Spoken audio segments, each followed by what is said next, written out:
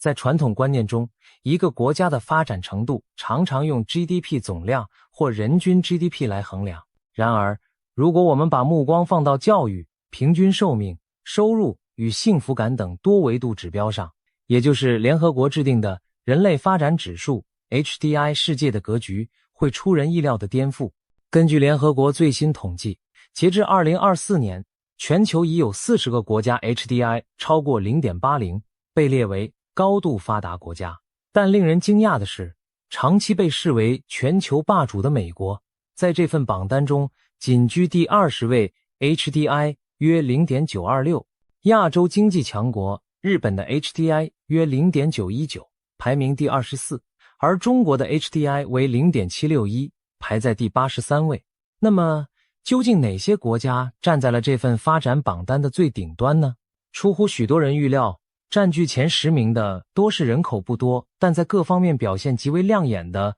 小而强国家。今天，就让我们一同盘点世界上最发达的10个国家，看看他们如何不靠庞大的人口或领土，却凭借制度、教育、科技与人文精神，定义了现代文明的高度。第10名，荷兰水上王国的奇迹。海风吹拂下，一位荷兰小男孩正用手指堵住海底的裂缝。这个家喻户晓的童话故事，象征了荷兰民族与海洋斗争的勇气。走在阿姆斯特丹的街头，你会发现身边到处都是巨人。荷兰男性平均身高约183公分，女性约169公分，双双为世界第一。这片低地小国的人们不仅身材高挑，国家的高度更是傲视全球。在人类发展指数排行榜上，荷兰的 HDI 高达 0.946， 位居世界第10名。这意味着在教育、医疗、收入和生活品质等各方面，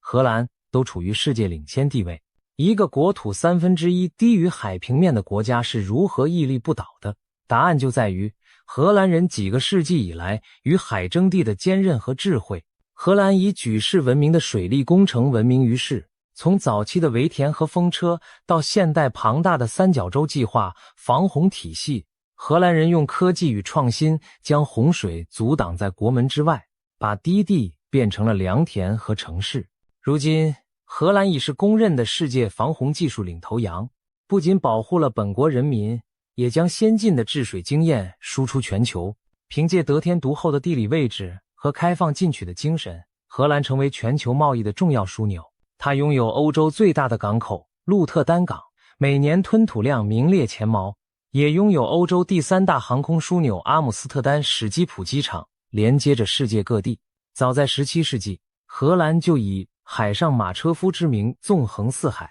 创立了世界上第1家股票交易所和最早的跨国公司，开启了全球贸易的先河。现代的荷兰延续了这种国际化基因，农业出口、花卉贸易、高科技制造等多元产业蓬勃发展，在欧洲经济版图中占据着举足轻重的位置。更令人称道的是荷兰的社会发展与国民幸福，这里多年来教育、医疗和社会保障水准稳居欧洲前列。荷兰的孩子被称为世界上最快乐的孩子之一。根据联合国儿童基金会的研究，荷兰儿童的幸福感连续多年位居全球发达国家之首，全民健康亦表现亮眼。国民平均寿命超过82岁，这得益于全民运动，例如全民爱骑脚踏车和均衡健康的饮食习惯。从城市到乡村，随处可见自行车道和沿着运河悠闲骑行的人们，成为荷兰健康生活方式的缩影。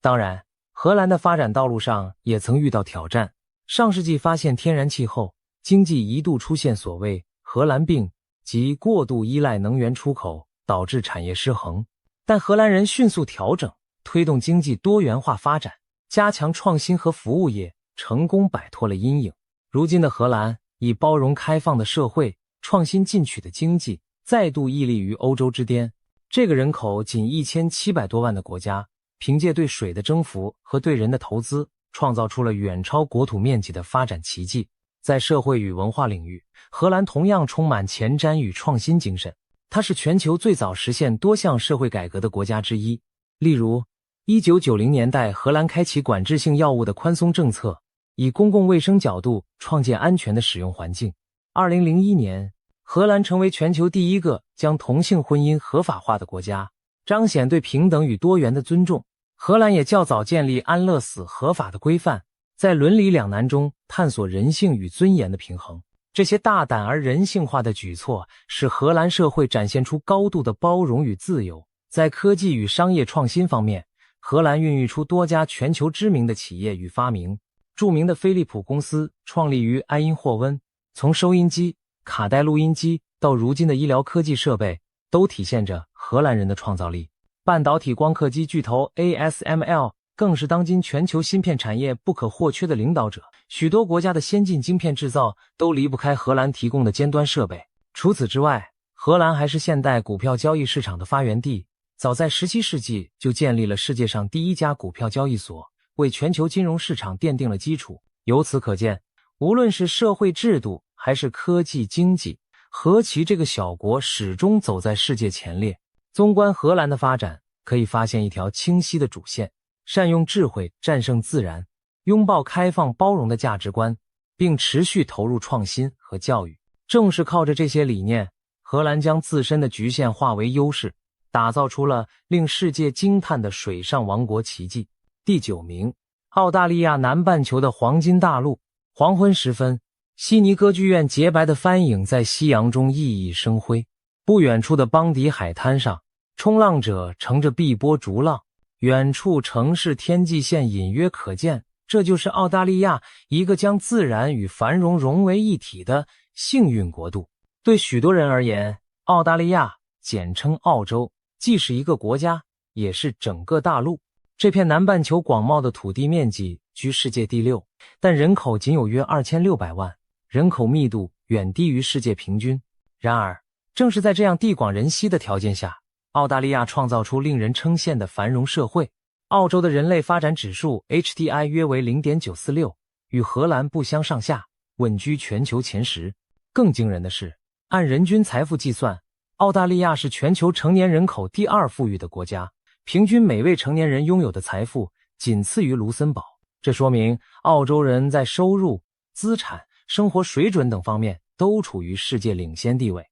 澳大利亚之所以被称为黄金大陆，一方面源自其丰富的自然资源、矿产、能源和农业资源极其丰饶，这里盛产铁矿、煤炭、黄金、天然气等。曾经的矿业繁荣为澳洲积累了巨额财富。然而，澳大利亚并非一味挖矿吃饭，相反，它成功实现了经济多元化转型，将重点放在创新和高附加值产业上。近年来，澳洲的科技和服务业蓬勃发展。据统计，2022年澳大利亚的科技产业对 GDP 的贡献超过1060亿美元，创造了超过86万个就业机会。金融服务、教育、旅游和创意产业也成为经济支柱，使澳洲经济的韧性和竞争力大大提升。此外，澳大利亚还创下了经济长期稳定增长的记录。1990年代初以来，连续近30年未出现经济衰退，直到2020年全球疫情来袭，才被迫暂停这段黄金成长时期。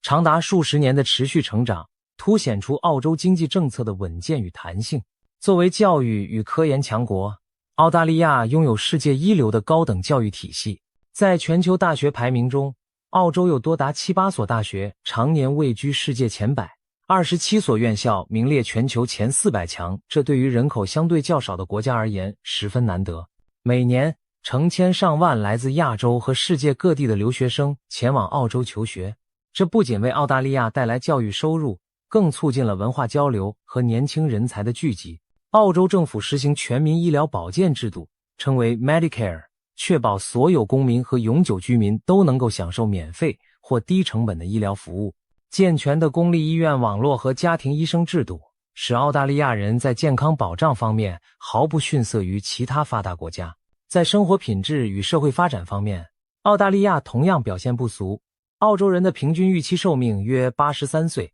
位居世界前列。这反映出优良的医疗条件和健康的生活方式，国民享有充裕的休闲时间和户外活动空间。悉尼的海滩、墨尔本的公园、阿德莱德的葡萄园，都成为人们休闲放松的后花园。澳大利亚的多座城市，如墨尔本、悉尼、阿德雷德、珀斯等，多年来稳居全球最宜居城市排行榜的前列。安全的环境、优质的空气和水、完善的基础设施以及丰富的文化娱乐，使生活在这里的人们倍感幸福。澳洲还是一个包容多元的移民国家，自20世纪中叶以来，大批来自欧洲、亚洲等地的移民在此定居，为澳大利亚带来了丰富的文化多样性。如今，在悉尼或墨尔本的街头，你可以遇见各种肤色和背景的人们，中餐馆与意大利餐厅毗邻，印度节庆与东亚新年庆典在城市中交相辉映。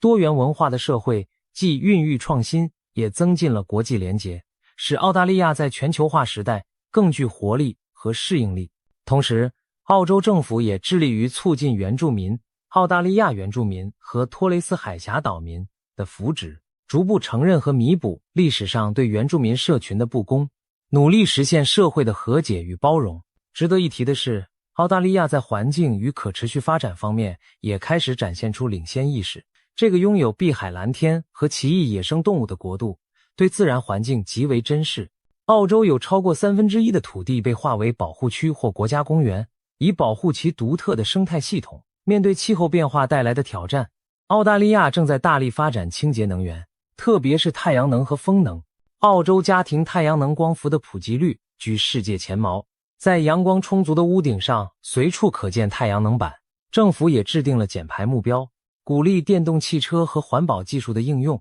这些举措不仅保护了澳洲瑰丽的自然遗产，也为未来的绿色经济奠定基础。综上所述，澳大利亚以其稳健多元的经济、高品质的教育医疗、自由包容的社会氛围以及对环境的责任感，成为南半球当之无愧的发达典范。在这片黄金大陆，丰饶的不仅是矿藏和物产，更有人们的生活品质和对未来的信心。第8名，新加坡纪律与奇迹共存的城市国家。漫步在新加坡河畔，映入眼帘的是一座座摩天大楼和井然有序的街区。很难想象，半个世纪前，这里还是满布旧屋和污染河流的港口市集。如今的新加坡已经脱胎换骨，焕发出生机勃勃的现代气息。在亚洲的赤道附近，有一个国土面积仅约735平方公里的袖珍国家，但其发展成就却令世界瞩目。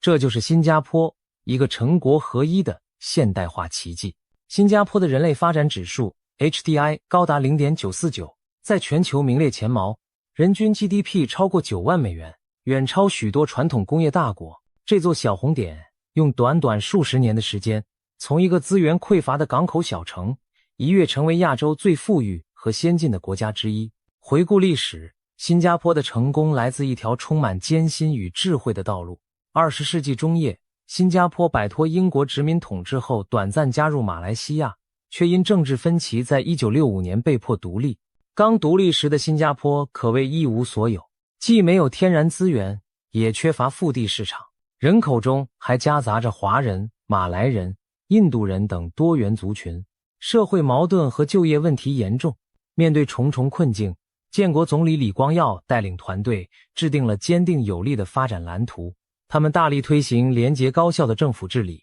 对贪污腐败采取零容忍态度，确保公共资源真正用于国家建设。事实证明，这套强有力的施政为新加坡经济腾飞奠定了基石。新加坡政府深知教育和人才是这座小国唯一的资源，于是他们在教育领域投入巨大，建立起从小学到大学的完善教育体系。新加坡学生在国际学生评估测试 PISA 中常年名列世界第一，数理能力和阅读素养傲视群伦，培养出的劳动力既懂英语又通双语、华文、马来文或泰米尔文，成为新加坡吸引跨国企业投资的一大优势。同时，政府设立了奖学金，资助优秀学生出国深造，鼓励他们学成归国报效。高素质的人才队伍成为新加坡从第3世界迈向第1世界的强力引擎。秩序与纪律是新加坡社会的鲜明标志，这里的法律以严谨著称。例如，在新加坡乱丢垃圾、随地吐痰会被重罚，公共场所禁止吸烟，甚至曾有长期禁止口香糖贩售的规定。正是通过严格执法，新加坡建立了整洁安全的城市环境。犯罪率极低的治安记录，使其连续多年被评为亚洲最安全的国家之一。走在新加坡的街头，你会发现道路两旁绿树成荫，街道干净如洗，夜晚独自行走也倍感安心。这种高度有序的社会氛围，为经济活动和日常生活提供了稳定基础。在经济方面，新加坡充分发挥其地处东西交汇的区位优势，成为区域乃至全球的金融和贸易中心。新加坡港是世界最繁忙的港口之一，每天有数百艘船舶进出，连接着全球600多个港口。樟宜国际机场则连续多年被评为世界最佳机场。新加坡还是举世闻名的金融中心和商业枢纽，摩天大楼林立的莱佛士城区聚集了上千家银行和投资机构，管理着巨额的国际资金。开放的经商环境、低税率和完善的法治，使无数跨国公司将亚太总部设在此地。电子、石化、航运、资讯技术等产业也蓬勃发展，形成高度多元的经济结构。新加坡的民生政策同样值得称道，国家透过组屋计划大量兴建公共住房，让超过80%的人口住在政府补贴的组屋中，实现了全球罕见的高房屋自有率。政府还推行全民医疗保健，称为医保制度，通过强制储蓄与国家资助相结合，确保国民在生病时能获得负担得起的优质医疗服务。新加坡人民的平均预期寿命达到83岁以上，其中女性更高达87.6岁，全球屈指可数。而且新加坡人的健康寿命不带疾病或残疾的寿命高居76岁，意味着绝大多数人能享受一生健康的时光。这些成就归功于严密的公共卫生体系和政府对健康生活方式的推广。从戒烟运动到公园健身设施，新加坡致力于打造一个活力充沛的健康社会。在文化与国际形象上，新加坡被誉为花园城市。从20世纪70年代起，政府积极推动城市绿化和环境美化。如今走在新加坡，随处可见繁花似锦的公园和林荫大道。市中心的滨海湾花园、巨型擎天树和国家蓝花园已成为新加坡对外的名片，展现出城市与自然和谐共存的魅力。此外，新加坡还积极扮演国际舞台上的独特角色。它是东南亚国家联盟 ASEAN 的核心成员之一，时常在东西方间充当桥梁，也经常主办重要的国际峰会和会谈，以中立安全的环境广受信赖。纵观新加坡的发展历程，可以用纪律与奇迹这2个词来概括。一方面，严明的纪律、廉洁高效的治理，为社会稳定和经济起飞提供了坚实框架。另一方面，这个城市国家凭借智慧和远见，创造出远超自身条件的发展奇迹。从赤贫小港到现代都会，新加坡证明了即使缺乏天然资源，只要善用人力资本和制度优势，也能在世界舞台上发光发热。第7名，爱尔兰从牧牛到高科技的绿色奇迹。在爱尔兰的乡村，翠绿的牧场上牛羊悠闲啃食，远处山坡上则矗立着巨大的风力发电机，叶片缓缓转动，古老的石墙和现代化的风车同框而立，传统与创新在这片翡翠岛上自然交融。爱尔兰被称为翡翠岛的绿色国度，拥有迷人的田园风光和深厚的凯尔特文化传统。但别看它外表古朴，这个仅有人口约500万的国家，如今却是欧洲经济发展最快、科技实力突出的新兴之一。爱尔兰的人类发展指数 HDI 约为 0.950， 与德国、瑞典等并列全球前10，人均 GDP 突破10万美元，位居欧洲最高之列。这样的成就放在几十年前是难以想象的。20世纪中叶之前，爱尔兰一直相对贫穷落后，以农业为主，年轻人纷纷远走他乡寻找机会。而短短几十年间，爱尔兰完成了一次经济逆袭，实现了从牧牛小国到欧洲硅谷的华丽转身。爱尔兰经济腾飞的故事常被称为凯尔特之虎 Celtic Tiger 的奇迹。从1990年代开始，爱尔兰政府采取了一系列行之有效的经济改革，降低企业税率至极具吸引力的水准，标准公司税率仅 12.5%， 积极引进外资，并投资教育，培养高技能人才。这套组合拳迅速奏效，大批跨国企业如微软、谷歌、苹果、辉瑞等在爱尔兰设立欧洲总部或研发中心，带来了资金、技术和就业机会。爱尔兰原本单一的农业经济结构逐渐转型为以电子资讯、制药、生物科技、金融服务等为主的现代产业体系。21世纪初，爱尔兰的人均 GDP 一度超越英国，令世人刮目相看。然而，快速发展的背后也曾隐藏隐忧。2008年全球金融危机时，爱尔兰因房地产泡沫破裂和银行危机陷入严重衰退，一度被迫接受国际纾困。但爱尔兰人没有就此沉沦，在政府的紧急改革和欧盟援助下，经济很快触底反弹。之后数年，爱尔兰又恢复了强劲的增长动能，再度成为欧洲增长率最高的国家之一。这种九死一生般的韧性，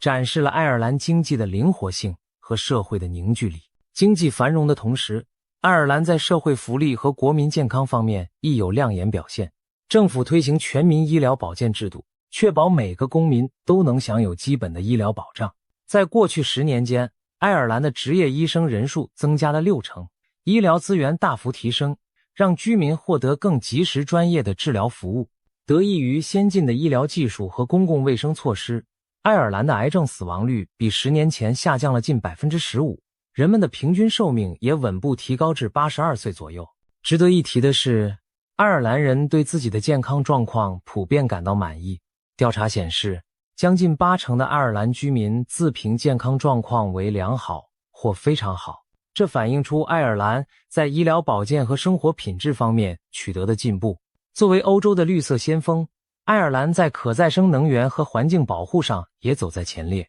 广阔的风源让爱尔兰拥有发展风力发电的天然优势。目前，全国约1/3的电力来自风能，爱尔兰由此成为欧洲绿色能源的先锋之一。政府还计划进一步提高可再生能源比例，以降低对化石燃料的依赖。同时，爱尔兰非常注重环境保护，农牧业和工业生产遵循严格的环保标准，青山绿水和洁净空气成为国家宝贵资产。这些努力不仅守护了爱尔兰如诗如画的自然风光，也为可持续发展积累了无形的绿色财富。除了经济数据，爱尔兰还以其独特的文化魅力和历史传承闻名于世。这片土地孕育了诗人叶芝、剧作家萧伯纳、小说家乔伊斯等文坛巨匠，爱尔兰传统音乐与舞蹈更是风靡全球。每年10月末至11月初，全国上下热烈庆祝的万圣节 Halloween 就源自古老的凯尔特萨温节，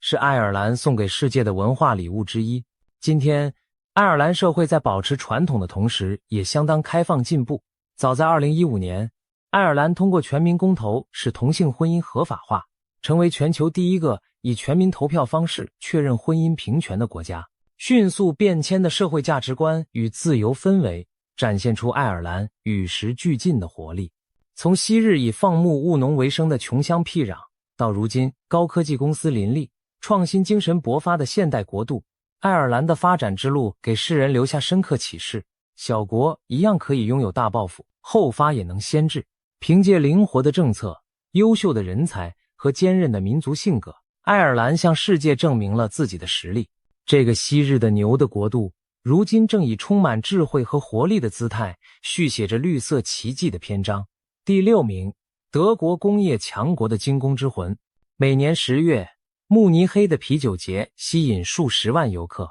人们穿着传统服饰，高举啤酒杯，欢呼干杯。严谨文明的德意志民族也有如此热情奔放的一面。这种对生活的热爱与对工作的认真并行不悖，共同构成了德国独特的国民性。德国，欧洲的经济火车头，以严谨与精密著称于世。尽管在2战后一度满目疮痍，但短短几十年内，德国便从废墟中崛起，创造了举世闻名的经济奇迹 Wirtschafts Wunder。 如今，德国拥有超过8300万人口，是世界第4大经济体，仅次于美中日 HDI 约 0.950， 稳居全球最高发展水平之列。从高速公路上的奔驰宝马，到工厂车间里的精密机床，德国制造早已成为品质和信誉的代名词。这个没有太多自然资源的国家，靠着人力资本和技术创新，成就了一段工业文明的传奇。德国经济的支柱产业众所周知，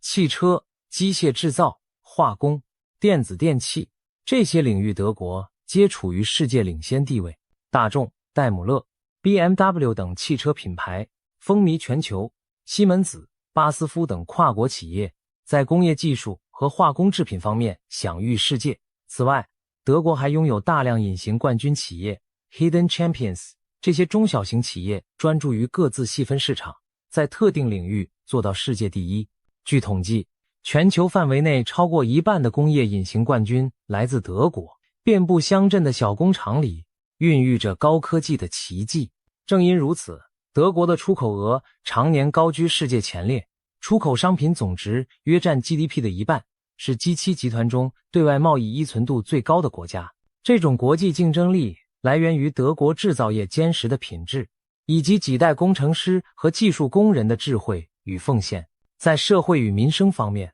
德国秉持着社会市场经济的理念，努力实现经济效率与社会公平的平衡。德国建立了完善的社会保障体系，提供从摇篮到坟墓的多种福利，公立大学基本免学费，确保人人都有受高等教育的机会。全民医疗保险制度覆盖几乎所有居民，无论贫富都能获得优质医疗服务。完备的养老保险和失业救助则为民众提供安全网。劳工权益在德国也受到高度重视，企业与工会通过双方协商决定工资和工作条件。很多大型公司还设有员工参与决策的监事会制度 Mitbestimmung， 体现了社会民主的精神。这些举措让德国社会在创造财富的同时，能将成果比较公平地与大众共享，维持了社会的稳定和团结。环保与可持续发展是德国近年来的一面旗帜。早在20世纪70年代，德国就诞生了强大的环保运动和绿党。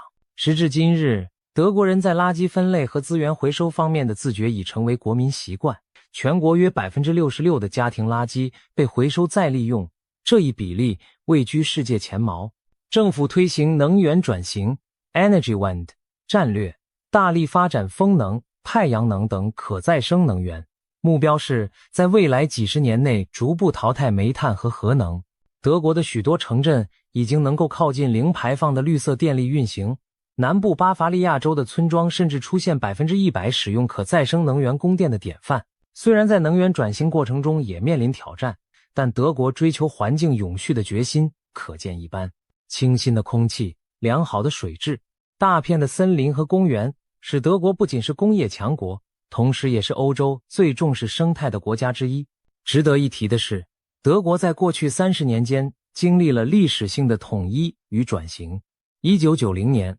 东西德合并重新统一，数百万东德居民融入联邦德国的体制。为了缩小东西部差距，德国付出了巨大的努力和财政投入，改善东部地区基础设施，促进就业和投资。经过多年奋斗，如今东部城市如莱比锡、德累斯顿等焕发新生，东西部经济差距大幅缩小。统一后的德国亦更加积极地承担国际责任，它是欧盟的创始和核心成员，致力于推动欧洲一体化，同时也在难民危机中展现人道关怀。2015年接纳了上百万来自中东和非洲的难民，尽管引发一些争议，却彰显了德国社会的包容与责任感。总体而言，德国之所以能成为现代工业文明的巅峰，靠的不仅是精良的机器和技术，还有其制度上的严谨、文化上的重视教育与品质，以及对长远未来的规划。从精工细作的工匠精神到勇于承担的社会责任，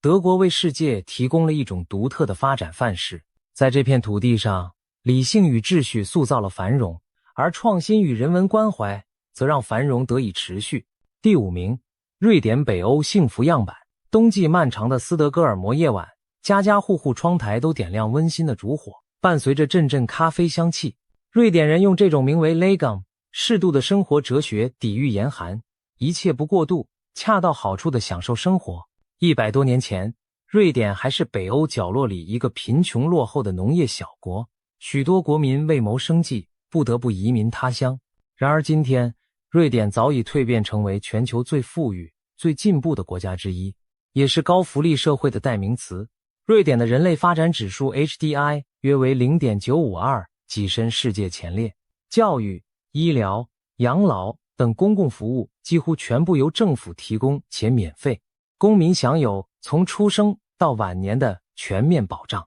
瑞典老年人的贫困率不到 5.3%， 远低于多数国家，这意味着几乎所有瑞典银发族都能安享无忧的晚年。从摇篮到坟墓，国家都以强大的财力做后盾，确保人民的基本生活和尊严。瑞典的高福利模式背后是政府与公民之间的高度互信和合作。瑞典实行全球最高水准的累进税制之一，普通工薪阶层的个人所得税通常超过 30%， 高收入者税率更可达 50% 以上。然而，大多数瑞典人对此并无怨言，反而乐于纳税，因为他们知道每缴出1块钱税款，自己和家人都能从国家得到相应的回报，免费的教育与医疗，完善的托育和失业保障，以及整洁安全的公共环境。这种缴税买幸福的社会契约，换来的是极高的国民幸福感和社会稳定。事实上，瑞典常年名列联合国世界幸福报告的前几名，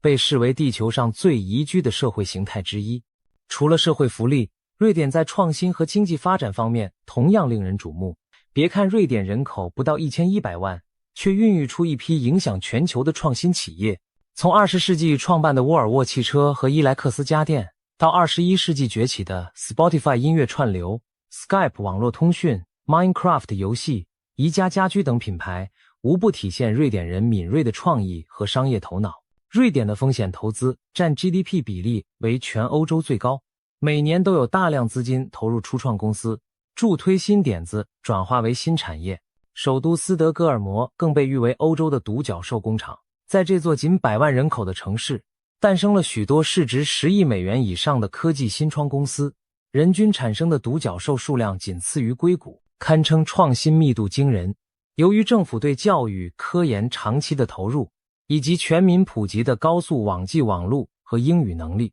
瑞典已成为孕育创新与科技的沃土。瑞典社会还以平等和进步著称，性别平等在这里深入人心，女性劳动参与率和领导岗位比例均居世界前列。瑞典是最早推行带薪育婴假的国家之一，新手父母可共享长达数月的带薪假期，用于照顾新生儿，这使得父亲在育儿中扮演更积极的角色。社会对性别分工的刻板印象也大为减弱。教育领域强调公平与素质培养，学生在宽松自主的环境中学习创造力和合作精神，而不仅仅是为考试死读书。这种开明的教育哲学也反映在瑞典的创新文化中，人们勇于尝试，宽容失败，乐于分享想法，从而催生出活跃的创业生态。同时，瑞典还是全球著名的环保先锋，全国接近2/3的土地被森林覆盖，湖泊、河川星罗棋布，孕育出丰富的生态系统。得益于严格的环保法规和全民高度的环境意识，瑞典拥有世界一流的空气和水质。首都斯德哥尔摩甚至因河水清澈可直接垂钓鲑鱼而赢得北欧威尼斯的美誉。瑞典致力于在2045年前实现碳中和，持续推动能源转型。如今国内电力的过半已来自水电、风电、生物智能等清洁能源。可以说，在保护环境与经济增长之间，瑞典找到了难能可贵的平衡。总的来说，瑞典这个昔日的北欧小国，成功地将高税收转化为高幸福，用创新精神弥补了市场规模的不足。在这里，我们看到了现代社会的一种范本，人人得到保障，创意受到尊重，平等深入骨髓，环境与经济协调发展。难怪瑞典常被称为人间理想国的化身，它证明了一个事实：幸福与繁荣并非对立，高度发展的社会可以同时拥有二者。第4名，丹麦高税与高幸福的矛盾统一。哥本哈根港口，小美人鱼雕像静静地望着城市天际线，仿佛倾听着丹麦人的欢声笑语。对许多在这里生活的人而言，幸福就像安徒生笔下的童话一样朴实而真切，存在于每日的点滴时光中。丹麦，北欧的一颗璀璨明珠，以童话与幸福著称。作为一个仅有约580万人口的小国，丹麦的人类发展指数 HDI 高达 0.952， 在世界上名列前茅。更引人注目的是，丹麦常年稳居世界最快乐国家排行榜的前列，多次名列第一，与同样幸福的邻国芬兰不相上下。这样的成就背后有一个看似矛盾的关键：丹麦拥有全球最高的税收负担之一，但人民却乐于缴纳，并从中获得高度的满足感。在丹麦，个人所得税采用累进税率，最高税率可达 55% 左右，这在世界范围内属于顶尖水平。此外，加上销售税、VAT 等间接税，丹麦人的综合税负占 GDP 比重多年位居全球第一。然而，超过80%的丹麦人都表示愿意缴纳高税款，原因很简单，他们把纳税视为一种对公共幸福的投资。政府将丰厚的财政收入投入到全民福利中，确保每个居民从摇篮到退休都得到良好照顾。丹麦提供免费且高品质的教育，从幼儿园到大学学费全免，全民覆盖的公共医疗，慷慨的父母带薪育儿假，合计可长达近1年，以及健全的养老和失业保障。有了这些制度做后盾，丹麦人即便面对生老病死的风险，也无后顾之忧，因而能以更加安心和乐观的心态面对生活。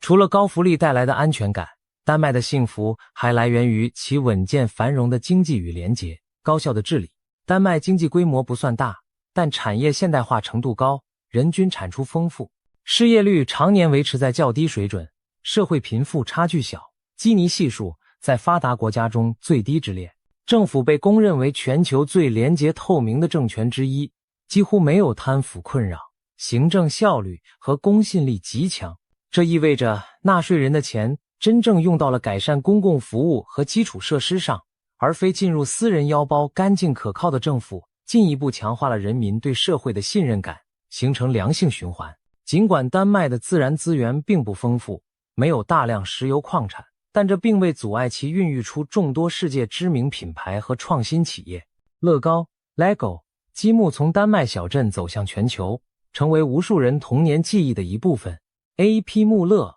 马士基集团 Maersk 是全球最大的航运公司之一，连接着世界贸易的动脉。嘉士伯啤酒 Carlsberg 香醇馥郁，在国际市场占有一席之地。此外，诺和诺德制药 Novo Nordisk 是糖尿病治疗领域的领军企业。Danfoss在节能技术方面颇有建树。这些企业的成功展示了丹麦人在设计、制造、管理等方面的才能，也为国家经济提供了坚实支撑。环境方面，丹麦同样走在世界前沿，是一个名副其实的绿色国家。出于对环境和生活品质的重视，丹麦早早开始转向可再生能源。如今，丹麦近1半的电力来自风能，在风力发电领域，丹麦可谓开创者之一。早在1970年代便建成世界上首批海上风电场。全球知名的风力涡轮机制造商维斯塔斯 Vestas 和能源公司沃旭 Ørsted 均来自丹麦，领导着风电技术的发展。丹麦政府计划在未来数十年内完全摆脱化石能源，致力于2050年前成为碳中和社会。丹麦城市也以干净宜居见长，首都哥本哈根有超过1半的市民以自行车作为主要交通工具。道路两旁规划了宽敞安全的自行车专用道，骑行者的天堂之名实至名归。蓝天碧水、清新的空气和随处可见的绿地，无疑为丹麦人的幸福感加分不少。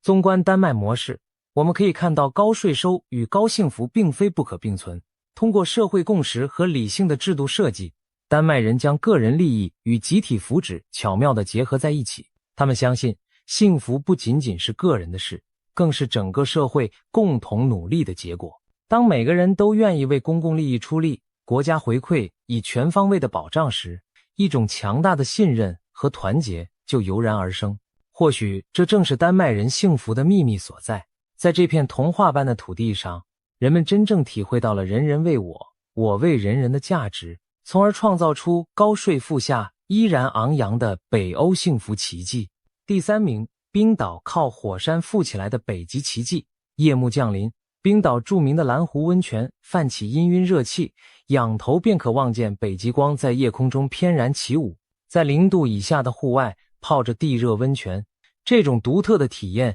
正是冰岛人将极端环境转化为生活乐趣的缩影。在人烟稀少的北大西洋洋面上，静静矗立着一座冰与火之岛。冰岛全国人口仅约38万，却缔造了世界上最发达社会之一的传奇。冰岛的 HDI 约为 0.959， 稳居全球前3强。这片看似荒寒的火山岛上，人们享有免费的教育和医疗，享受高度安全和平的生活环境，并凭借创新将自然赐予的困境转化为独特的财富。冰岛的故事正是一段以火山之力点燃繁荣的奇迹旅程。冰岛几乎没有传统意义上的富饶资源，土地大部分为火山熔岩和冰原覆盖，农耕条件有限，也没有大片森林或矿藏。然而，大自然关上一扇门的同时，也为冰岛打开了一扇窗，那就是源源不绝的地热与水力。冰岛地处大西洋中极板块交界，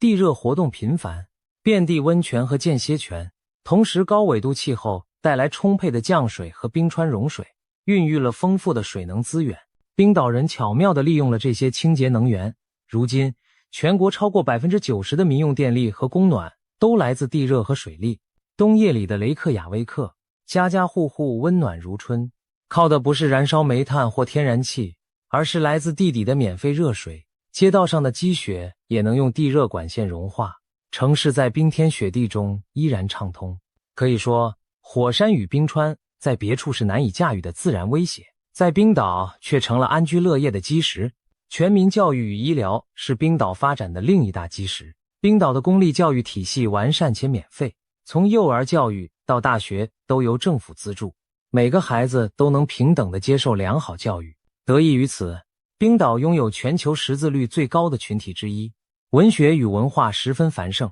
人们笑称冰岛人人都是诗人，每1000人中就有几人曾出版作品。医疗方面，冰岛实行全民医疗服务，所有居民均可在公立医院和诊所得到免费或低费医疗照顾。虽然国家小，但医疗水平并不逊色，平均寿命约83岁，在欧洲仅次于邻国几个长寿国家。更难能可贵的是社区健康和心理幸福。冰岛人普遍有着乐观开朗的性格，社会支持网络紧密。据调查，冰岛的社区归属感和邻里信任度位居世界前茅。说到信任，不得不提冰岛几乎令人啧舌的治安环境。这里的犯罪率低到很多警察局几乎没什么生意，全国甚至没有正规的常备军，仅维持一支和平时期的海岸防卫队。雷克雅未克的居民夜不闭户并非传说，许多人真实地觉得没有锁门的必要。社会高度的平等和信任感使冰岛人享有全世界最安全安心的生活之一。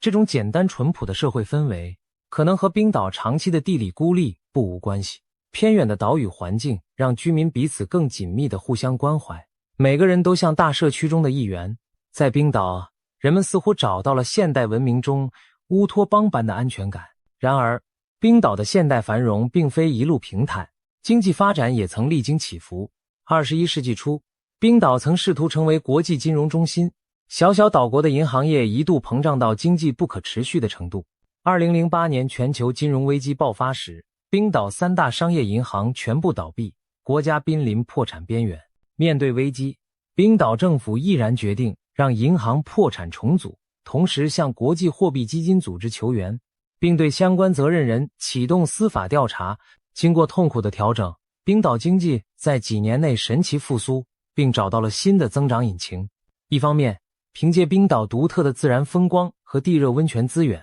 旅游业呈现爆炸式增长，来自全球的游客慕名而来，一睹极光与火山冰川的瑰丽景色。另一方面，冰岛利用自身寒冷气候和廉价绿能，大力吸引资料中心等产业落户。许多国际企业将伺服器设在冰岛，用自然冷却降低能耗，形成了一种数据岛经济。这些新兴产业的崛起，成功弥补了金融业衰退留下的空白，使冰岛重新走上稳定成长的道路。冰岛还以在社会进步方面的前卫著称。这个国家早在1980年就选出了世界上第一位民选女性总统维格迪斯·芬波阿多蒂尔，展现出男女平权的先驱姿态。2009年，又诞生了全球首位公开出柜的女同性恋总理。冰岛的女性在政治、经济等领域的参与度居世界前列，连续多年在世界经济论坛的性别平等排名中高居榜首。可以说，无论在能源利用、社会平等还是文化教育上，冰岛虽小，却处处走在时代前沿。总结冰岛的成功秘诀，不外乎将劣势转化为优势。冰与火的锻炼造就了冰岛人民坚韧创新的性格。面对严酷的自然和经济考验，他们总能另辟蹊径，化危为机。正因如此，这座不上锁的国家才能在极北之地绽放出灿烂的文明之光。现代文明与原始自然在此和谐相融，为世界呈现了一幅独特的北极奇迹画卷。第二名，挪威把石油变成永续财富。一艘游轮正缓缓驶入挪威峡湾深处的小镇，两岸峭壁间瀑布飞流而下，远处雪峰在碧绿的水面投射出倒影。对挪威人而言，如诗如画的自然风光不仅是旅游景点，更是日常生活的一部分。在冰天雪地的北欧，有这样一个国家，它坐拥丰富的石油资源，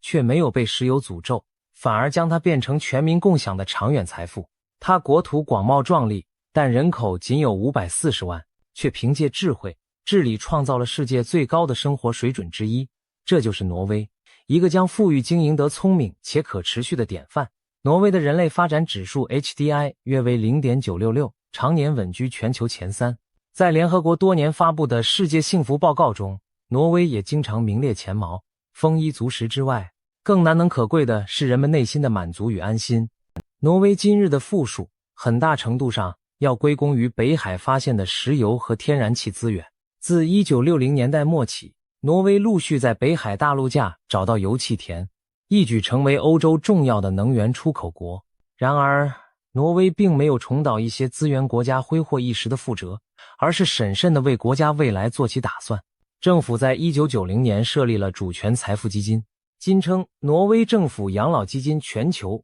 规定石油收入的大部分需存入该基金，只能使用投资收益的一小部分来支持当年预算。时至今日，挪威的主权财富基金规模已超过 1.4 兆美元，成为全球最大的国家投资基金。按照规定，政府每年仅提取不超过基金市值 3% 的部分用于支出，其余绝大部分收益继续滚存。这样一来，石油带来的财富并非迅速耗尽，而是转化为永久资本池，为子孙后代提供保障。挪威以这种方式实现了资源利用的代际公平，也有效避免了经济对石油的过度依赖。得益于理性的财政管理和充裕的资源收入，挪威建立了完善的福利国家体系。所有挪威公民和合法居民都享有免费的公共医疗服务，看病住院基本不需自掏腰包，从小学到大学，教育皆为免费，学生甚至还可享有政府提供的助学金或贷款补助。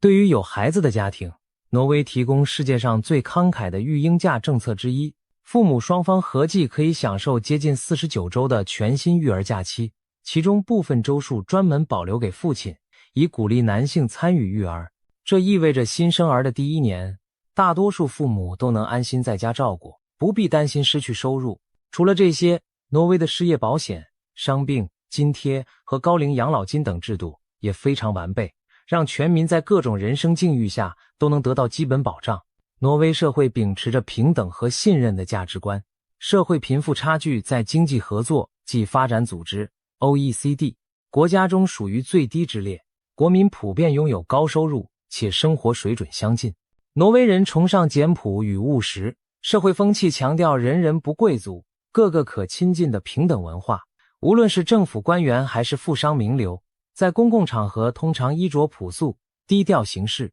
不会炫耀财富。这种平等意识也反映在性别上，挪威女性劳动参与率和社会地位很高，政治经济领域的她力量举足轻重。早在1986年，挪威内阁中就出现了接近1半的女性部长，震惊当时的世界。现在，男女平等早已成为挪威社会的常态。在环境保护和可持续发展方面，挪威同样是一面旗帜。尽管身为石油出口大国，挪威在国内却大力推行清洁能源和低碳生活。挪威几乎全部的电力都来自水力发电，城市供暖和工业也越来越多地采用清洁能源。挪威政府为推广电动汽车做出了巨大努力，对电动车免收高额购置税，提供免费充电和停车优惠，使得挪威成为全球电动汽车普及率最高的国家之一。近年新售出的汽车中有超过80%都为电动或混合动力车。政府还计划在2025年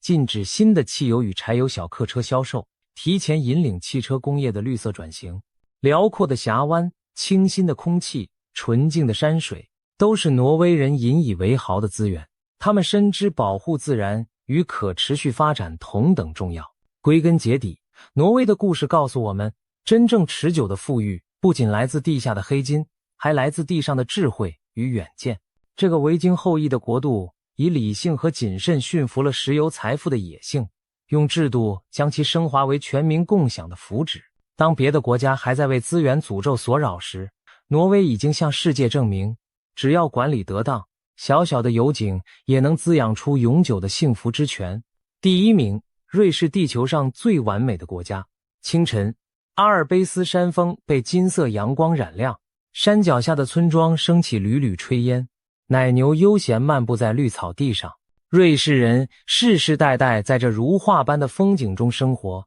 对自然与美的热爱融入了他们对秩序和完美的追求。在欧洲的心脏地带，有一个没有出海口、没有丰饶矿藏的山国，却长期稳坐全球最富裕安定国家的宝座。这就是瑞士，被许多人誉为地球上最完美的国家。瑞士的 HDI 约为 0.967， 多年来高居世界第一，几乎代表了人类发展水平的极致。虽然国土面积不大，人口仅约870万，但瑞士的人均 GDP 超过11万美元，遥遥领先大多数国家。同时，瑞士的财政健全，通胀率极低，失业率长期保持在 3% 以下，经济稳定性方面无出其右者。这一切成就靠的不是丰厚的自然资源，而是瑞士人几个世纪以来对秩序、创新和自由价值的坚守与追求。瑞士的经济结构独树一帜，以高端制造业和金融业为双引擎。提起瑞士制造，人们首先想到的往往是精准高贵的钟表。的确，劳力士、百达翡丽、斯沃琪等知名腕表品牌让小瑞士成了世界钟表业的中心。然而，瑞士制造的实力远不止于钟表。医药和化工领域，瑞士拥有罗氏、Rock、诺华、Novartis 这样的制药巨头，研发出无数拯救生命的创新药物。工程和电气领域， ABB、史陶比尔等企业提供先进的工业设备和机器人技术。食品行业，雀巢、Nestle 这一全球最大食品公司便是发迹于瑞士小镇的传奇。瑞士的银行和金融服务更是举世知名，苏黎世和日内瓦汇聚了数百家银行和资产管理机构，以稳健与保密性著称，管理着全球难以计数的财富。这种精致多元的经济结构使瑞士即使身处欧洲大陆中央，却保持着高度的独立性和竞争力。在税收与财政上，瑞士奉行低税率、重激励的策略。联邦体制下，各州税率差异较大，但整体看，瑞士居民和企业承担的税负远低于西欧邻国。个人所得税依收入不同，大致在 1% 至 13% 之间。许多州对资本利得，如股票增值，甚至免税。全国税收收入占 GDP 比重约在 28% 左右，不及北欧国家的一半。尽管税低，瑞士政府的财政状况却非常健康，因为他们严格奉行收支平衡的原则，不轻易举债度日。低税环境吸引了众多跨国公司和富裕人士前来投资定居，也激励本地企业不断创新创业。瑞士将经济活力与财政纪律巧妙结合，使国家既富足又稳健。瑞士是世界上创新能力最强的国家之一，据全球创新指数排名，瑞士已连续9年位居榜首。这片山地小国为何创新如此强？一方面，瑞士拥有一流的高等教育和科研机构苏黎世联邦理工学院 ETH Zurich 和洛桑联邦理工学院 EPFL 是享誉国际的顶尖理工院校，培养出爱因斯坦等诸多科学巨匠。全国人均科研投入和专利产出也位居世界前列。另一方面，瑞士社会崇尚工匠精神和精益求精的文化，无论制造一枚手表还是研发一种算法，人们都力求做到极致。政府亦鼓励企业和高校合作创新，在制药、生物技术、环境工程、材料科学等领域保持领先。小国瑞士凭借这种持续创新的能力，牢牢站稳了全球价值链的高端位置。优越的经济条件和稳定的社会制度，使瑞士人民享有极高的生活品质。在这里，物质富足只是基本，生活的自由度和美好程度才更令人艳羡。瑞士平均每人每周工作约36小时，比许多国家少，但工作效率极高。法定年假通常有4至5周，许多人还会利用灵活工时制度，更多的平衡生活与工作。政府提供高品质的公共服务，如4通8达、准点高效的公共交通，覆盖全国的医疗网络，以及整洁安全的公共空间。瑞士的城市融合了传统与现代之美，首都伯尔尼老城是联合国教科文组织世界遗产，苏黎世和日内瓦则连年在全球宜居城市排名中名列前茅。走在瑞士的小镇，空气中弥漫着奶酪巧克力的香气，抬头远眺，阿尔卑斯山雪峰耸立，湖泊清澈见底，宛如童话世界。这种自然与人文之美交织的环境，让瑞士人无比珍视并努力维护。瑞士还有一项独特的秘密武器——直接民主制度。通过频繁的全民公投，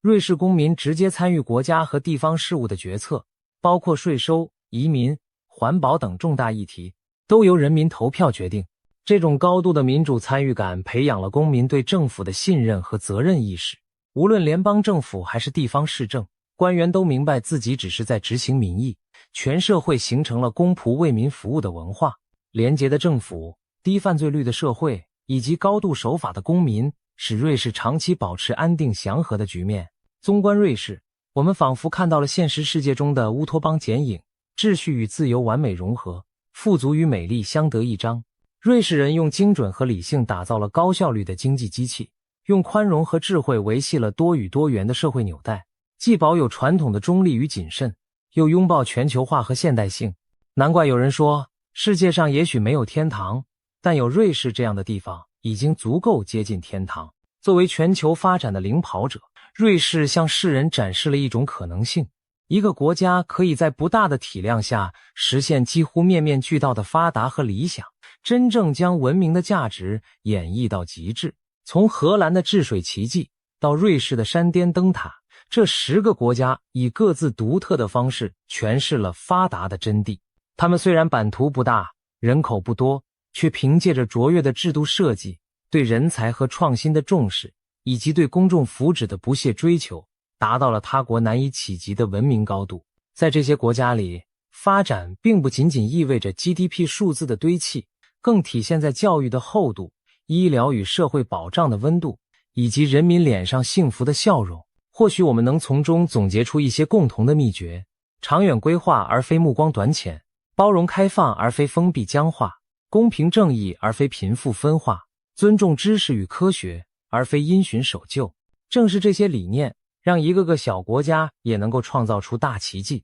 他山之石，可以攻玉。这些发达国家的经验对全世界都有启示意义。当然，每个国家都有自己的历史和国情，不可能完全复制他国模式。然而，文明进步的价值具有普适性，重视人民福祉，善用人类智慧，维护社会正义，敬畏自然环境，这些都是任何国家迈向发达之路所不可或缺的基石。今天我们所见的前10名发达国家，正是因为在这些方面领先一步，才收获了持久的繁荣与幸福。站在21世纪的新高度，我们回望这些小而强国家的故事，不禁感慨，决定一个国家成就的，往往不是人多势众或幅员辽阔，而是那看不见的价值取向和制度智慧。世界发展的版图并非一成不变，只要方向正确，行之坚定，再小的国家也能登上现代文明的巅峰。反之，拥有巨大资源的大国若不知变革求进，